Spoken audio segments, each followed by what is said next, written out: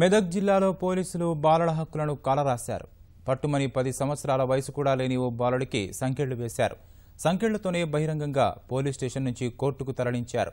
చట్టం ప్రకారం బాలలకు సంకెళ్లు వేయడం, బహిరంగంగా వారిని నేరస్తులుగా ముద్ర వేయకూడదు. అయితే ఇవేమీ పట్టని పోలీసులు మెదక్ జిల్లా సంగారెడ్డి కోర్టులో బాలుడిని ప్రవేశపెట్టి సిద్దిపేట ఆర్టీసీ బస్సులో తరలిస్తుండగా ఈటీవీ సదరు దృశ్యాలను చిత్రీకరించింది. ఓ చోరీ కేసులో కోర్టులో హాజరుపరిచి నిజామాబాద్ జైలుకు తీసుకెళ్తున్నట్లు పోలీసులు చెప్పారు. ఎంత వయసు ఉంటుందా బాబుకి? ఎంత వయసు ఉంటుందో? ఏం తప్పు చేసిండు బాబు? చోరీ కేసు అంట. చోరీ కేసు.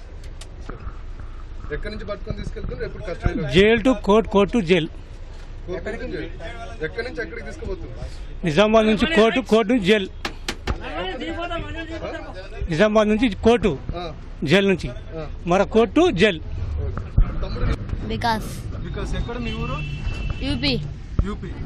నీకు సంఖ్యలు వేసిండ్రా? వేసారు కదా. వద్దంటే వాళ్ళు ఏమన్నా బలవంతంగా వేసిండ్రా? అట్లనే వేసారు. సంఖ్యలు అట్నే వేసిండ్రా? చూపి ఒకసారి చేతులు వేసుకో. ఓకే.